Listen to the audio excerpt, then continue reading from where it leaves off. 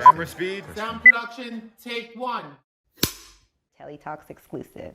So a lot of people have been wanting me to interview you, and I've been waiting because I feel like, just like with everything, just like we talk about all the time, it's a time and place for everything. And I feel like the time is finally now. So thank you for sitting down with me and taking this interview. And I'm gonna just get right to it. So everyone wants to know, how do you feel after the fight? First off, I'd like to say thank you for having me. I know it's been a long time and people have been requesting, but you've been telling us. But you know, with me, I operate off of feeling, energy.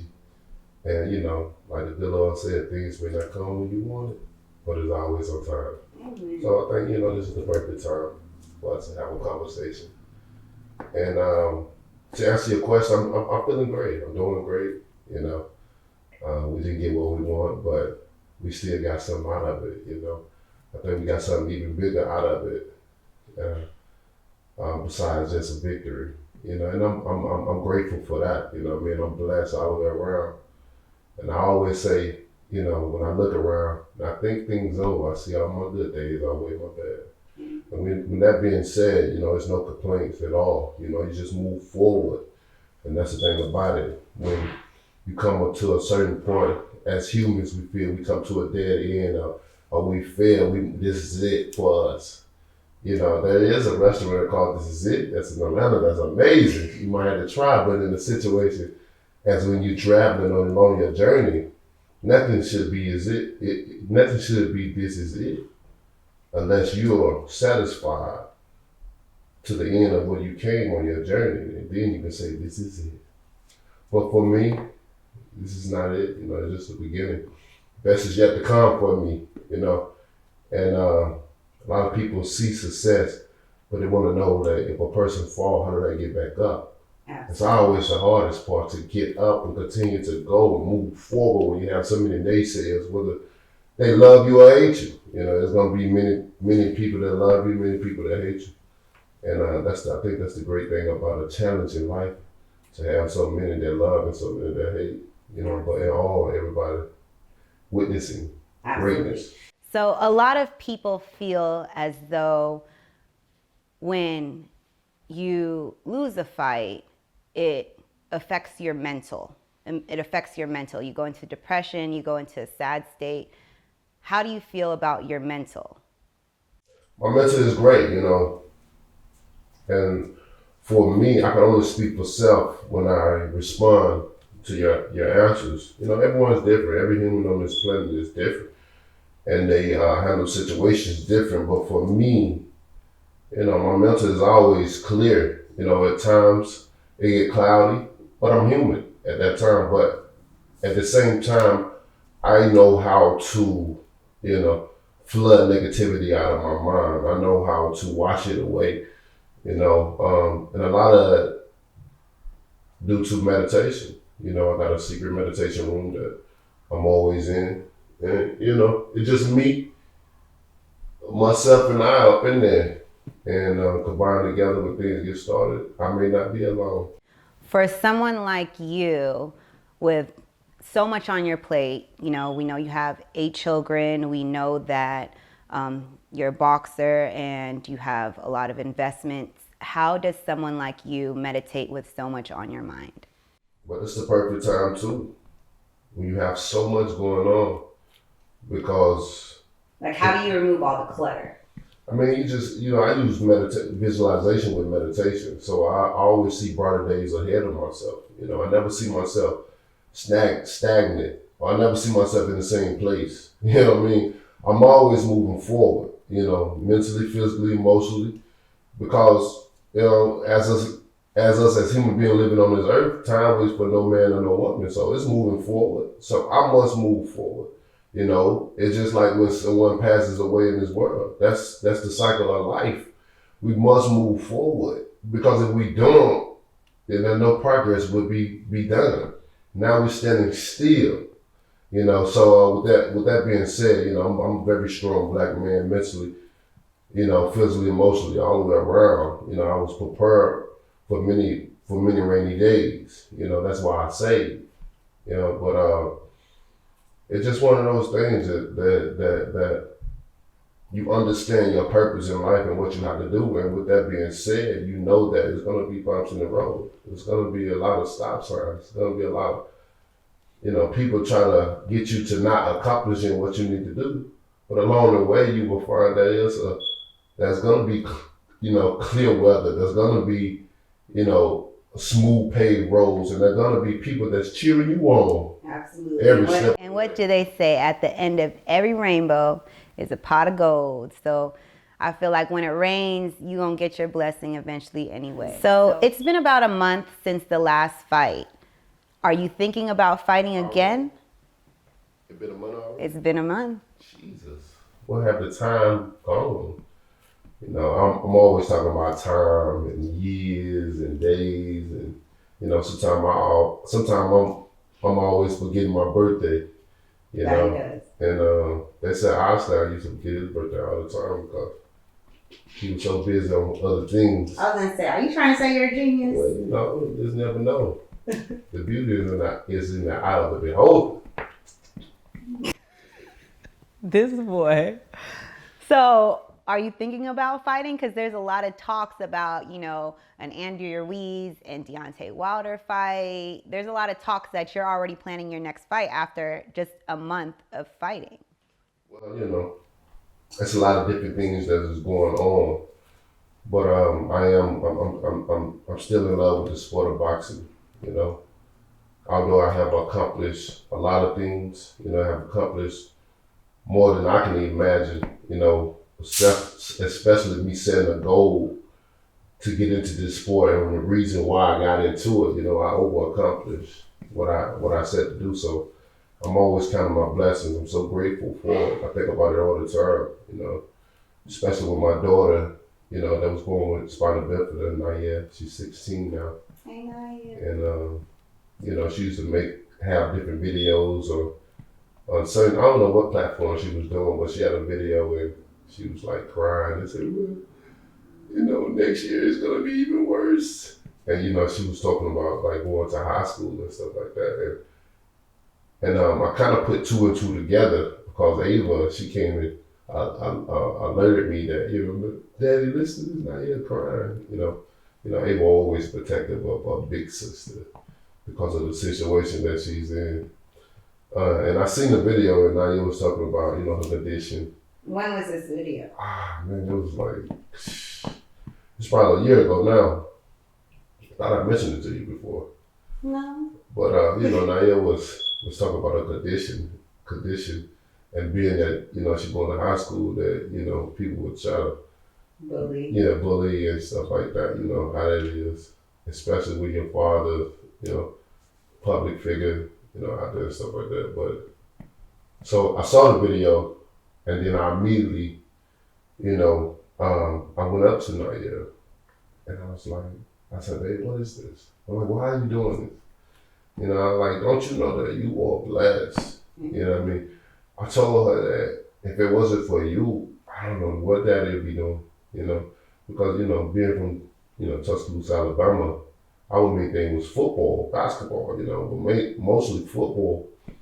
And as a child, when you see those things, that's what you want to become, your child growing up. And you participating in the same sports and stuff like that, and your goals and dreams is to play for them, play for your state and stuff like that. So, but, sometimes when you have plans, God have other plans for you. And he definitely had other plans for me because I never thought about boxing ever in a day of my life, until my daughter had to fight for her life, and I was right there with her to fight with her. So I became a fighter being ignorant to the sport of feeling like I needed money to support and how I was going to do it. I want to be a professional athlete, but I have to go to college and all that process. I need something that wouldn't allow me to have to go to school, but I could do it. And, I always had the hands to defend myself. So you said that you've already accomplished, which I feel that you've already accomplished. You're a legend in my eyes, and I'm sure in a lot of other people's eyes as well, too. You've accomplished a lot of things in boxing. You have the highest knockout ratio in boxing. You have a phenomenal record. Do you feel that you've accomplished everything that you need to accomplish as far as Naya goes, also as far as your legacy goes in the boxing profession? As far as Naya go, I accomplished that back in 2015 without taking my title. You know, well, part of it, because I told her that our daddy would become champion and be able to support beyond belief. 2015, I accomplished becoming a champion, but I still had some ways to go to be able to support her beyond her belief. You know, and at this point, as I sit here, I can say that I accomplished that. You know what I mean? And I'm very proud of that. That's why I was telling her with that video, I'm like, if it wasn't for you, I wouldn't be in this position. I don't know what I'd be doing. So don't look at your situation as a curse or something that's holding you back. You know, and look at it as a blessing. You know, I'm able to do the things that I do to support you with your goals and dreams or whatever you want to do on a high level. So, you know, all things working hand in hand, you know, but only for those who put their mind together and use it in an uplifting way, because I could have took this situation and been negative about it, you know, asking God why you did this to me or why you did this to my child, or even better yet, I could have went back and really we could have terminated the pregnancy, but she wouldn't have been here at all, and you wouldn't even have to be worried. I mean, we wouldn't have to be talking about this. So all things work for the greater good for those who love God, man. And I do believe that. And, you know, she's a true testament and a blessing for me. And, I do still have goals in this sport. That's why I still have love for it. And I'm looking to accomplish the goals set out that I still have left. Do you feel that you're going to take a break from boxing, or are you going to get right back into it? I mean, I broke my hand, so, you know, I'm in the healing process right now. And once this over, you know, I'll resume training for sure. You know, so, boxing is a year-round sport, so you always got to be prepared. Excuse me, you always got to stay ready. So after this, I'm going to get right back in it. Okay, since we've talked a lot about boxing and a lot of people know you as a boxer, but I know you as a businessman as well too. So what do you feel are profitable investments for people that are getting into business? What is profitable investments? Anything that's making money. But I mean, to be serious, what have you invested in that has been profitable? One thing for sure, I know this for facts. You know, one thing for sure that you cannot miss on, and if you can get your hand on some great property, that's the best way to go. That's the quickest way to become a multi-millionaire. It's through property, land. You know, because you got to understand that land is not being recreated. What is here is here. You know, and if you're my father, we're living in the last times and the world finna come to an end. So, so that means there ain't no increase. It's only decrease from there. So, as me being a smart businessman as well, looking on the outside of the ring, not only just in the inside, I think I've done well with investing in property and real estate. You know, especially back in my city. I do a lot of things back in my city. I start out a lot of things back in my city because I want it to progress, you know, first, and then I move on to other things. Although I have other estates in other states, you know, it's just a start as well. So, but I'm very happy about the real estate. You know, I got a great real estate mentor that she's, you know, I've been knowing ever since 2009, and ever since we set out a plan to get into real estate and build from there, it's been nothing but blessings for me. So if it's one thing for sure that I can tell you about, because there's many different companies, there's many different things you can invest your money in that can make money. You know what I mean? Just like stock and different things like that. But real estate, if you can get yourself on a piece of property, you know, and manage it, I mean, the sky's the limit. So what major changes in the future, whether it's, electronic cars or changes that you see coming up as far as business goes? Major changes. We see so many major changes throughout the course of the years, especially as time goes on. And, some of the major changes for me is, although I'm not, big on social media and stuff like that, after a fight, I'm mostly MIA, I like to be around family. I'm a true homebody, I love being at home. There's no place like home. I believe in love and happiness and peace. Home is where the heart is. You know what I'm saying? And that's why I collect all that. So, but the way they're communicating with people all over the world, being able to be like, you could be in one country and you can have communication with another person in another country. I think that's been huge. There's always developing. Definitely with my big thing is the cars. I'm big into cars, and I love the way that they have in the cars, driving it by itself, parking, trying to make it more safe. And I can't wait to 2025. Yes. So 2000, I heard 2025, they will no longer be selling gas operated vehicles. They're only going to sell electric vehicles. Do you plan on getting you a Tesla or a car that drives itself in 2025? Yeah, I'm definitely. I gotta get me one of them cars that drive by itself. I'm definitely gonna have one. We looked at one before, way back. Yeah. So 2025, they got this nice little car coming out. That's in a couple of years, babe. Yeah, right around the corner. So I've been saving for it. I'm looking forward to getting it and sitting back, relaxing in it. I think it's gonna. I'm still gonna be cautious though. It's something you still got to get used to as far as trusting a machine with your life to do the right things on a highway, interstate, or something like that, But if it's successful and if everything goes well with that technology of cars, I think that'll be something huge for the future of avoiding different accidents and people losing their lives, people driving drunk. Something like that. They might put a program in there where the car can sense alcohol or something like that and won't operate right. As a businessman, what do you feel you would invest in with new technology that is coming out? What I would invest in? Well, hey, I'm already invested in something. So great question. And it is the... I was going to say me? Always. I'm a couple steps ahead. And that's NFTs.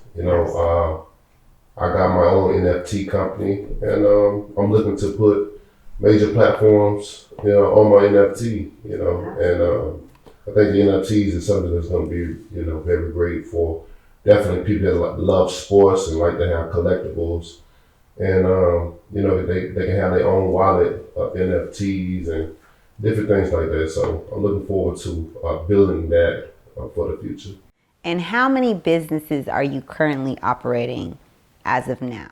Well, I don't know. Is this an interview or investigation? Because you all up. Well, I'm just saying, there's people that know you as a fighter, but there's people that don't know you as a businessman. So I want people to see the side of you that is a business side, a business aspect, as opposed to just solely a fighter. When people see you, they see you as an aggressive, dominating, handsome man. You know what I'm saying? So I feel like I want people to see you outside of Deontay Wilder, the bronze bomber, the fighter. I want people to see you as a businessman. I want people to see you as a family man. I want people to see that, you're goofy, you're funny. So this is just the business aspect of things. So if you feel like it's an interrogation, we can interrogate all day, honey, because I got some more questions for you. So how many businesses are we operating? I have a few businesses, that I have going on and stuff like that. I have a lot of things that's in the making, that's in progress and process as we speak as well. So, and in the future, I have plenty more, my thing when I was, the little experience of college that I did have, I was going into business. I always had a mindset of business, of working for myself, doing certain things, come up with different ideas where I can work for myself and be a boss and stuff like that. So, I'm very proud of myself for what I've been able to do and the things that I have going. For all the different businesses that you have, why did you choose to invest in a unisex fragrance with me? Well, for one, you're my baby. We're gonna be together forever. So I feel, you had an idea that you wanted to come out with something. A fragrance. I always wanted to come out with a fragrance myself. And, I'm always speaking on timing. And I thought it was the perfect time when you came to me about, baby, let's start this fragrance, let's get it launched and off the ground. And, once you was telling me, I was like, I was brainstorming. And I'm like, yeah, let's make it happen. It's the perfect time. Got the fight coming. We can test trial it, promote it, and stuff like that. And so, two minds think alike. Two minds that's great, and think alike. It creates a beautiful thing. So at that moment in time, it was just perfect for me, and I wanted to get it started. And you took it away. You got on it while I was still training and doing different things, and handled it accordingly. And it became a beautiful product. So I'm very grateful for you and grateful for the fragrance that we've started together. It's not rare. It's very rare that you find two couples to start certain things out together. And I'm proud to be able to say I have a fragrance with someone that I love. You know what I mean? I love that. Made my heart melt. So what do you feel that our fragrance is set apart from all the other fragrances? What makes ours different? Well, what makes ours different is, we're collabing together. Like I said, two souls combining together. And that first off makes it different from any other fragrance. It's two people that love each other, that's doing something, that bringing a scent to the world that they can smell. But the scent itself, it's a lovely scent. It's very light. I call it fluffy. And I like very light and fluffy fragrance as well. And what makes it even more different, that it's a unisex. We know that it's a lot of unisex fragrance out here, but I don't think it's one like this one. That's very light. It lasts on you all day. You can get in the water and get a bite of it. It's still on you. You can sweat. It's still on you. And people remember the scent. We've got a lot of compliments off the fragrance, as you know already. And I just think the whole meaning of it, the package, everything is just different than what's out there. And we're looking forward to making many more products in the future. Absolutely. As a strong Black man, I've seen myself, a lot of males, as well as women too, take on to what you say. You're a very strong speaker and people gravitate to your voice. So did you ever think that you would be the person that would be motivational to the youth, to other men, or just the Black culture in general? Never in a million years. I never thought that I would hold this position as a person that speaks and people listen, and I actually motivate, inspire, trigger people to do a lot of things. I get a lot of people write me all the time, whether they're, in the streets, whether they're in jail, whether they're, a successful woman or man, you know what I mean? And, when I get these messages, it's always positive things, of what they've done because they've listened to me, they heard me say certain things, especially, from guys out, in jail, they were saying how, they gravitated to me and listened to me. I've helped them get through certain things, times, them dealing in jail, and when they get out, they're like, I'm out, make me want to be a better father. For certain things you said, I'm trying, all those different, I have so many different things, that comes to me all the time. And it just, when I read them, is definitely makes my heart warm, you know, to know that like I can make an impact on the world, you know, just speaking my mind, because most of the time when I speak, you know, I speak from the heart. I speak from how I really feel, and when I speak, I'm passionate about it. So it may come off certain ways, you know. Sometimes I may, you know, cross up my words at times, but you know, my favorite quote I would say is, "What's understood don't have to be explained." You know what I mean? I'm not perfect, but when I'm passionate about something and I'm trying to get it out, you know, it may come out different ways. Because I thought it was speak it, believe it, receive it. So that's new to me too. But What's that? the what's understood don't need to be explained. But that's another quote. That's true. That's just, it's many quotes that I have in my life. He's definitely and I also want to touch bases. Well, I'll touch on that a little bit later on. But I also want you to let everyone know how you as a motivational speaker can advise the Black community, the Black culture on what you feel they can do to advance further. First off, you must believe in yourself, you know, and you elaborated on speaking, believing, and receiving, which is it's personal quote. It's something I came up with myself. Speaking, believing, and receiving. It's something that actually happened in my life, and that's one thing, you know, especially for my people. You know, it's hard to believe in certain things that you can't see. You know, everybody wants to believe in things that it can see. That's easy. You know, I can see it, you know, so I'm a believer. But what about the things that you can't see? You speaking in existence. I believe that I could be a champion. I speak it. I'm gonna be a champion one day. I speak it. I'm gonna do this one day. And as you speak those words out into the universe, it manifests, and you draw it to you. Absolutely. You know. And then one day it comes, but then one day you got to be careful, because it just don't come just like that. Because I said earlier in this interview that it said that things may not come when we want it, but it's always on time. So speaking, believing, receiving is the same thing in that it ain't gonna come when we want it all the time, but when it do, believe it's gonna be right on time. You know, and that's the thing we have to do. We have to believe that we can do something and speak it. And have, you know, patience to allow it to come to us. You know, belief is very strong. You know, if you don't believe certain things in your mind, it don't happen. They say that if you don't believe in anything, if you don't believe in something, you'll fall for anything. And that's very, very true.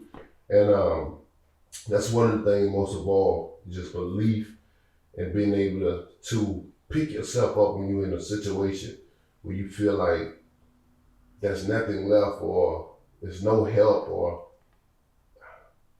I'm stuck in my life, or even sometimes people can be complacent. They can be content in what they're doing in life. Like I'm gonna settle for being a bottle feeder, and whatever the bottle feeder may be. I ain't saying no one bottle feeder. Whatever your situation, only you know how you feel about your situation. I'm explaining it as the worst that it could be. You know, if I get in a situation, I feel like, you know, back in the day when I was coming up, and I feel like I had goals and dreams, and my life wasn't leading towards that. I always used to sit and days out and like, this is not like I want my life. This is not my life. I didn't claim that world. I used to always say, this is not my life. I'll be driving home from work, tired. I ain't had no food for real, sleepy. Got to get right back up in about 4 more hours to go to the next job. And I was just like, this is not my life. This, you know, and I spoke those words into the universe like that. I didn't claim that life. That wasn't for me. I knew what I wanted to do, you know, and I wasn't going to stop till I got there.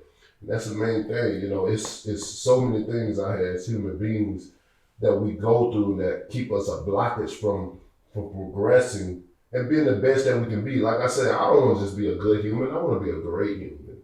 Amen. That separates you from the rest. Amen. I've always been different. You know, even being a young boy, I always thought different.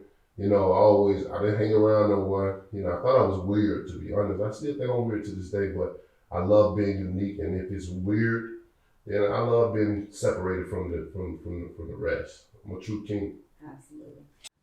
I know that you're philosophical, but I know a lot of people don't know all the things that it means that you like to talk about philosophy and beliefs, and you like to, what I call it, preach, even though you're not a pastor, you know, so you be preaching, but I feel that a lot of things that people don't know about you, because you're a man of many traits, that you're in the studio, and that we have a studio. Lord. So Deontay has recently taken a love for music. Oh, he's always loved music, but he's taken a love and passion for producing and writing and singing and rapping. So a lot of people don't know that. So let's talk about that. Let's talk. Talk about it, man. Tell them about your songs you created, beats you've made. You know, he's in there like he Swiss beats every night. So since you want to talk about some things that people don't know about, let's get into it. Well, I'm practicing my craft, you know. I definitely love music. I think being I think looking at music, being young and where I am now, it was different from others. Only for the, you know, as you're young, you know, you see the babies and stuff already get into the music and have a love for it, and you know, we let them listen to decent things. They're not that crazy, you know. But when I was growing up as a child, we had no access to music at all. If it wasn't about Jesus and some church music, you wasn't gonna listen to it. And for the people that don't know, his father is a pastor. Yeah, my father is a pastor, you know, and he just, I mean, anybody that's a son or a daughter of a pastor, you already know how strict it is. You're not gonna do the things of the world as other children does. You're just not gonna do it. There's consequences behind that, because if you go out and do certain things, listen to certain music, or conduct yourself in a certain type of way, there are consequences behind that, you know, because you make your father or your mother look bad, you know, amongst the people of the church. And as a child, you want to do right by your family. Exactly. So, you know, it was a lot of restrictions, a lot of different things, man. I remember there was a time that we didn't miss church in 10 years. There was a point in time we did not miss church. We would go every Sunday, all the time, you know, and it was a great thing. I think my upbringing was great and all that, you know, but at this time, you know, I definitely have a love for music, and my mind, you know, I'm always thinking of certain things, and I'm always, you know, daydreaming about things. My mind is so big. I always say my mind is so big, a spaceship could fit in it. And tell everyone what genre of music you're more into, because I feel like it's more like a sultry vibe that you have. Yeah. I mean, I'm in more like R&B. I love R&B. I love soul. You know, I'm not so much of the hip hop and stuff like that, which I like listening to hip hop, like listen to trap music, you know, all those different things like that. But you know, when I think about music and I want to relax, and the first thing I want to listen to. No, what about your music? Like what you like to produce, what you like to make, what you like to sing? For me, I like to create, you know, soft things, something different. I mean, it all depends on where my mind is at that moment in time, for real. Because you know, I'm all about energy, so I like to see what today's energy is pulling. You know what I'm saying? To make me be creative in my mind, because music is all about creativity. You know, of the mind, what is going on in your head, and I like to be different. You know, personally, I like a lot of things, but when I want to make a beat or try to come up with lyrics to my own beat that I've made and stuff like that, I always allow what is drawn to me, to my head, to my brain, and I release it with the energy of my thoughts. So I personally want people to know who I know as DJ Deontay. That's my song. We coming out with an intro right now. So I want people to know DJ Deontay and what he likes and what he puts into his music? Is it more personal for you? Is it a feeling? Is it what you're in at that moment in time? Like, how do you produce your songs? Yeah, it's always a feeling for me. You know, for me, that's for like meeting people. That's going, going places. I won't go in any one establishment if I don't feel like it's right. My intuition of it and stuff like that. And I love that I'm a person like that. I'm very aware of a lot of things. I'm very cautious of a lot of things.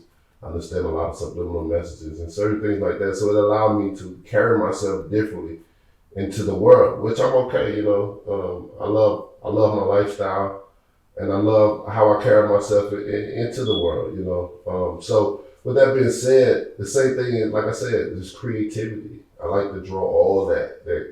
Sometimes you may come on something that you went through in the past, and it may be drawn back to you.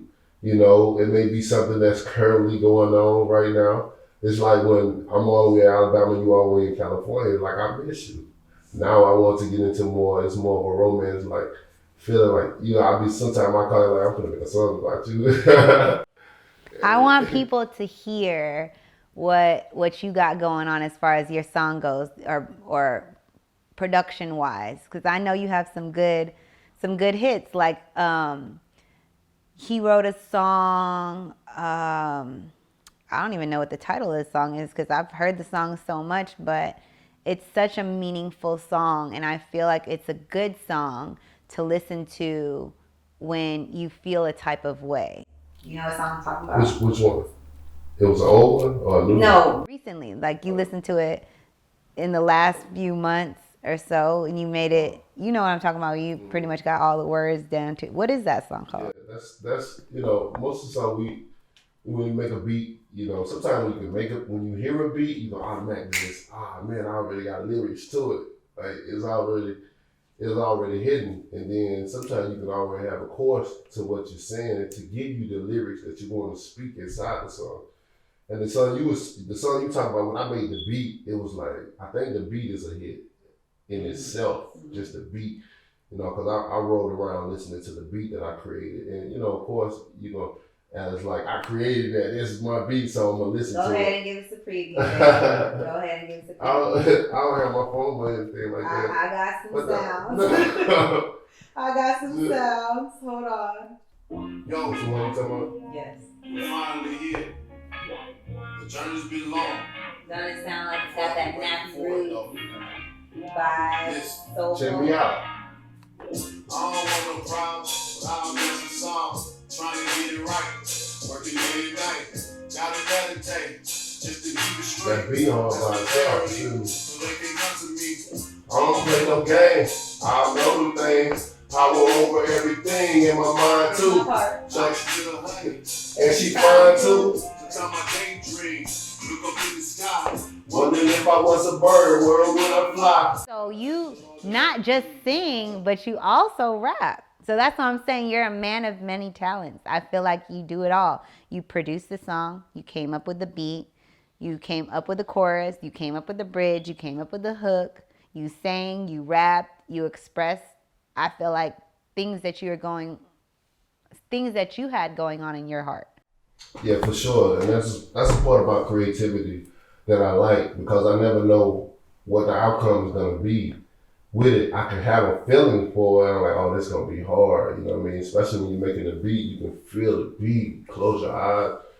Or even when you go in your car and listen to it on the speaker of the surround, or even in the Sprinter van, we love to be up in there and listen. And it's like, I got to write something to it. And it's just the feeling of it, And, for me with music, I don't feel it's a right or wrong way to create. You know what I'm saying? It's all about how a person feels. And if you're not shy to just get out and just put yourself out there and let it go, then you just never know what you can create in this world. We all feel we have to be this certain type of person. We got to have this voice. We got to do this. But that's me. You know what I mean? But I'll rap when I'm rap when I got some liquid courage in my system. But I'm not bad on the freestyle when I try. Right, when you go, because everybody always want to rhyme with what I'm saying? But I don't think you necessarily always have to rhyme. It's just what's on your heart and how you feel. A lot of people like to, tell a story, and sometimes telling a story, they don't have it's a whole bunch of mismatch. You know what I'm saying? Stuttering and stuff. See how you got me doing? I ain't got you doing Into nothing. your eye. I make you nervous. Yeah, you made me nervous real quick. Oh Lord, have mercy. So we talked about fighting. We talked about the Black community culture. We talked about rapping and singing and producing and getting into the music industry and tips on business. Let's talk about the family, which I feel is where both of our hearts is. So where do you want to start with family? We have a great family. I feel we have an amazing family. Not only just a great, I feel we have an amazing family. And every time that we're all together, we have all the kids together, and then it's me and you together. I love that space. I love being in that element. It's no greater place to be. For me, and all the fathers gonna be able to relate to this.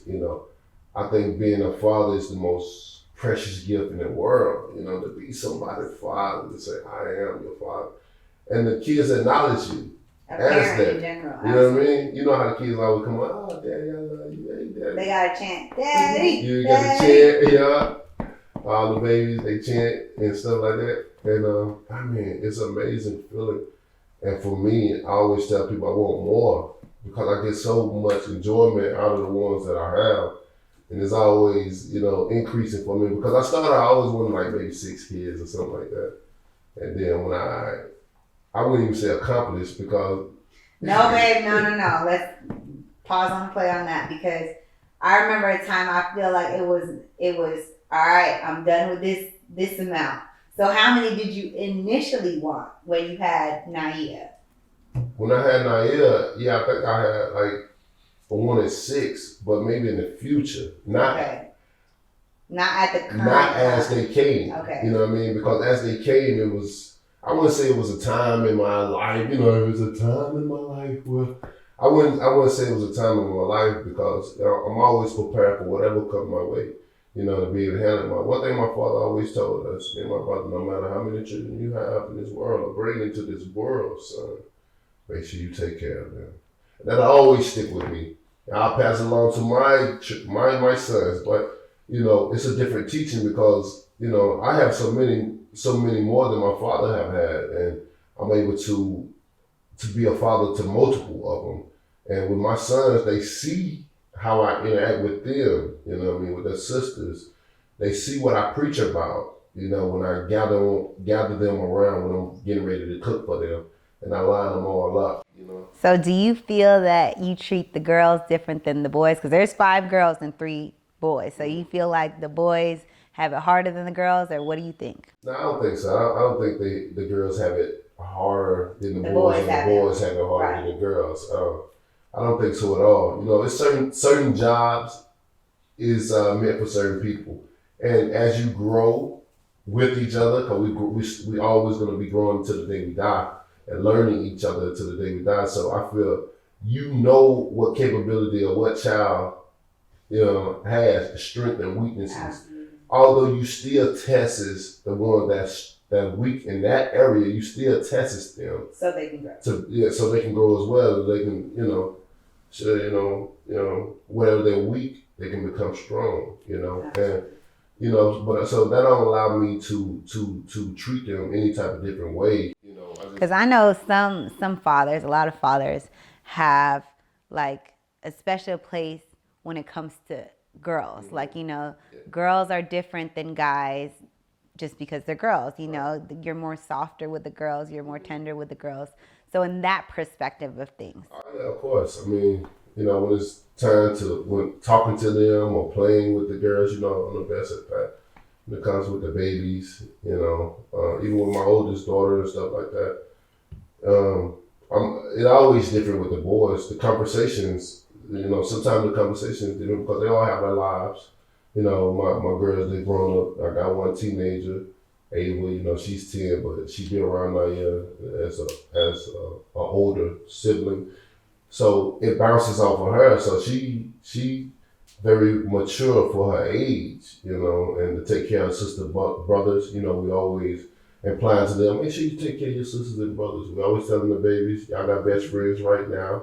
You know, it's a beautiful thing. And when they come together, it's a beautiful thing. So yeah, you know, on that aspect of it, you know, when you have daughters, they wrap around your fingers. You know what I mean? You always want to be there for them, and if they're crying, you know, you're gonna tell the daughter, "Come on, baby." But if the son crying, boy, you better get up, boy, you tough. So my question for you now is, Naya is 16 now, so she's getting into that age where she's liking boys. Ava too, she's up there too, liking boys. I'm telling you. So what are you gonna do when they come home with their first boyfriend? Well, I don't think they're just gonna pop up. No. They're not gonna tell you. This is what I'm telling you. They're not gonna tell you because they tell me. Well, they can't pop up. Nobody's just gonna pop up. You know. So what are you gonna do for one, that when take a lot of bravery, they say they're in a serious relationship, they're in high school, and they want you to meet their boyfriend? Well, we've already had this conversation. You know, I advised. Okay. This is why they don't tell you. They tell me. I mean, so what? Okay, tell everybody what. I'm a male figure in the relationship. You know, with me, it comes certain things. You know, as kids look at father, look at as the guy that has authority, and when he speak, you know, it's foundation. That's why it's very important for a male to be in their children's lives. You know, because, you know, a woman can't do it all. You know, she can do her best, but it's nothing like a man there, that presence, you know, of a man being able to be there for their children, to discipline them when time be, or to tell them certain things, you know, right from wrong. You know, for a man and for a boy and a girl, you know, we're very important. That's why I love it in my children's lives. But if they build a nerve to go on, no, not if, when, because it's gonna happen. I don't think it's gonna happen. It's gonna happen because eventually, I feel like you know, as a teenager, you just think you're grown. There comes a time and a place where you think you're grown, even though you're in your parents' house. I've done it. You know, I've dated in high school and stuff like that. And eventually, I feel like whether they do it when they're out of high school or still in high school, and you know, I know they're at an age where they're talking to guys because they tell me they're talking to guys. You know, she ran on y'all. And I'm not ratting on y'all. I'm just telling y'all that they talking to guys. So I mean, it's natural. It's human nature. But they told me they wouldn't. See there? And they talking to guys, but not in a sense where it's to that level. Ava told her mom, and it got to me talking about, will you support me in having a boyfriend? Or could I have? I'm like, girl, you're 10 years old. What are you talking about? Ooh, child. What do you mean support you in having a boyfriend? What is this? You want to go for me? You better stop. Support you. And that's why I had to talk to my girls, because I know the generation that we live in and the time that we live in. You know, I'm not strict on them like my father was strict on us. You know what I'm saying? So that's from watching certain things or listening to certain things. You know what I mean? But I do talk to my girls. I want to be that father like their best friend, so they can tell me everything. It ain't the point where I'm gonna discipline you, because that's automatic. I'm your father. I want you to be a great human. I want you to be able to make the least mistakes as possible in life. And that's the thing about being a child. As we listen upon the adult, we think that they're blocking us from being able to have fun in this world, and they don't, they're being mean and stuff like that. And you don't realize that what they're saying actually helping you is going to benefit you until you get older. Yes. You know what? I feel now that I'm a parent, I feel like, when you're a child, when you're a teenager, you don't look at what your parents tell you as something that is for your future. You look at it more so as like, okay, they're just being my parent. They're just going to tell me what they want me to do. Right. And, as a teenager, you kind of feel like you're growing into yourself and what you feel you are going to be as a person, or what you feel like you're going to grow up to be as, an adult. So when you start thinking that and feeling yourself and smelling yourself, then you're like, all right, let me go ahead and make my own decisions. Right. So I'm saying when they're at a point which is going to be hard for them because they know you as the authoritative person in the relationship, you know, just like it was hard for me to approach my dad to certain things. Yeah. And then they know, like I tell people all the time, the first time I told my dad I was pregnant, I waited till he was asleep because I knew he was going to be mad, and acted like, yeah, sure did. I waited till he was asleep. I tried not to. I tried to tell him in his deep REM sleep. I mean, at least I could say I told him. I told you, Dad, that you was asleep, but he sure did wake right on up. He woke right on up. So exactly, exactly. He woke right on up. So when situations like that happen for the girls, because I'm not saying they're gonna come home pregnant, because I already know they're gonna know their dad gonna kill them. But how would you approach situations like that as a parent? I mean, just talking. At this point in time, it's all about talking, instilling, enforcing. You know what I mean? It's so many now with dealing with the internet, and you can go and look up certain examples and show them, certain examples. But at the end of the day, you can tell your child so much. I always talk about giving them the tools to life to succeed, and it's going to be up to them as they get older to use these tools, but you just have to, when two parents, especially it works better when two parents are there, and you can just continue to talk to them, because one thing they can be like, well, this parent, my mom, like, she know it all, but their daddy saying the same thing, they're like, well, they got to, they both on the same team. And kids look at that, they look at both of the parents, they're on the same team, they have structure. And they're going by, most times they're gonna have some good teaching. They're gonna follow what you've been saying to them. So my main thing is, I love the relationship that I have with my daughters. I think it's important to have a relationship with your children, to understand your child. Everyone is different. We have 8, so they all got different personalities. They all act different, and that's what makes it so enjoyable to watch them. Sometimes, like I always say, sometimes I see y'all interacting, all the girls, because they love you to death. And all the boys too, they always want to take part in what y'all doing and stuff like that. DJ and Darian always competing for your attention and stuff. And I be sitting back, and sometimes I shed a tear just looking up on it, because it's a beautiful thing to see these children growing up, and they have loving parents that love them and be able to guide them in this life. Guide them in their life. So when they're dealing with my daughters, I love that I have a great relationship with them. And I look, I know you're growing up. I know y'all guys, will get interested in it. Although I know things, but I don't let them know that I know. Right. You know what I'm saying? But I let them know that it ain't nothing you're going to do that you're going to be able to get away with, because I'm going to find out. Right. That's just a subliminal message. And they know that. And they know that. And that's a subliminal message for them. But, at the end of the day, I got some smart girls that are very intelligent. And I advise them to just get a boyfriend when you're getting ready to get out of high school or something like that. You know what I mean? So 18 is when they can have their at 18, when you get ready to go to college, that's when it's going to happen pursue then. Because I always say boys is going to mess up your life.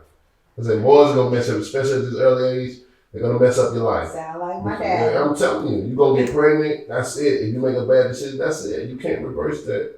And then look at the laws nowadays. Ain't no abortion going on. You know what I'm saying? It's an arm and a leg to do that. And we ain't trying to make that mistake if we don't have to, period. Absolutely. Minimize the mistakes. And that's what I try to get them to see. And you ain't got to rush to be grown. You ain't got to rush to do nothing. You got your whole life ahead of you to make these decisions when they're dealing with boys.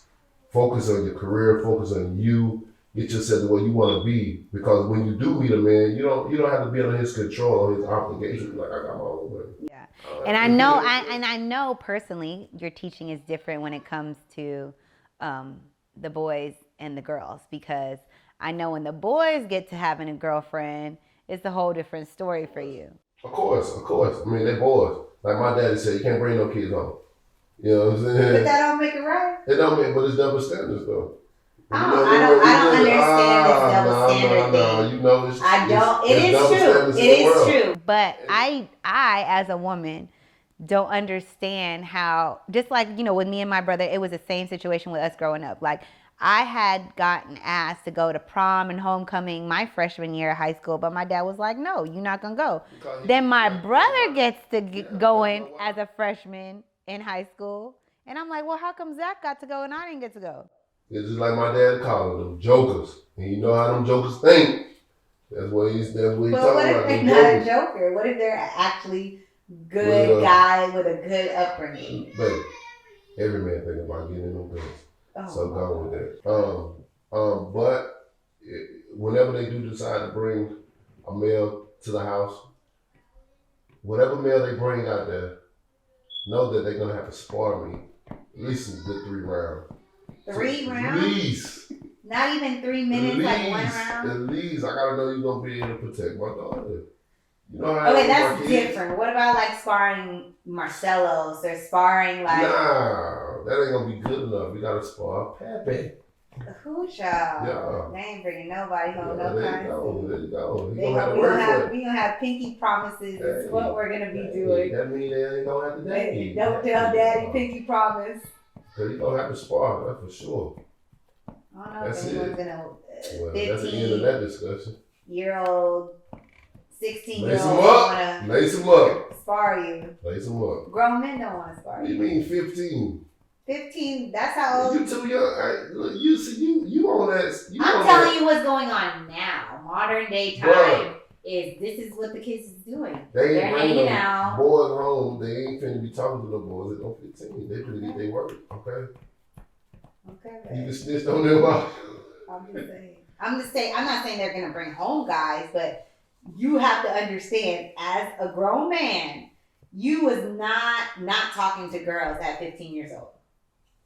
Be honest. Was I say what? You was talking to girls. As a grown man, as your 15-year-old self, you were talking. That ain't no grown man. No, now. I'm saying now, as a 15... as a grown man now. Yeah, you know, as a 15-year-old, you're already talking to girls at 15. I mean, yeah, but... Okay, so what makes you think? Because it's called making great decisions. We always want the best for our children. And that's just what it boils down to, because sometimes people don't learn how to make great decisions till later in their life, after they have made so many mistakes. That's why they're teenagers. They grow and they learn. Yeah, and that's why they got us. Yes, baby. To tell them, like, look. But they bring a 15-year-old to my house, they want to. He gonna be in that ring. Just for coming over busy. That's what it is. They're just gonna be over for business. And like, hey, I'm sorry to tell you, this ain't gonna work out. But so what if he lasts the 3 rounds and he's good to date? Well, I might, 15 years old, I'm like, you know what, you are a great candidate, for my daughter. We might see you in 2 or 3 more years. You might knock him down, but if they get back up and they fight and I might see him in the next 2 or 3 years. So they still gotta wait. 2 or 3. I'm like, hey, but this is the the purpose time. of sparring? But the best relationship is the friendship relationship. Getting able to know a person, being a best friend, becoming a friend, being a best friend. Those are the best relationships because you know each other. What's the rush? That's just saying, if you talking about being 15 and want to have a boyfriend or whatever, you don't have to put a title on it. Don't consider them as your boyfriend. Just put them as, you know what I'm saying, somebody you getting to know. You know what I'm saying? Okay, so if they bring you someone they're getting to know, that's okay for you. I mean, that's going to be, it'd be different. You know what I mean? You're going to have time with the parents and stuff. But you would spar them like still. A boyfriend is just more, it seems like it's more too intimate for me, too close. Like, too serious. This is my boyfriend. So it's their approach on how they bring hey, Dad, this is a good friend of mine, my friend, and stuff like that. I wouldn't look too deep into that because I'm going to sense.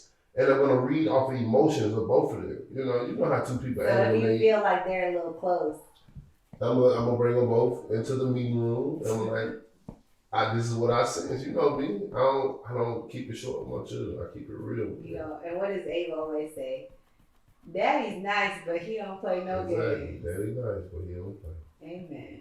I just love my baby. Absolutely. Appreciate you for doing this, and I feel like there wouldn't be any better person to start off an exclusive interview special than you, because I know a lot of people have been requesting it, and I wanted to make it an intimate, special me, I'm gonna be professional, but I know you like to get into it. So I'm glad that you did this, and I appreciate you for doing this. And for the people that are watching, I hope you guys like this episode, and like, subscribe, comment, tell us what you think. If you guys want me and Dee to do this again, let us know. Also, if you have any input on anything, if you want us to do a Dee and Telly talk show, let us know too. And that is it for Telly Talks Exclusive.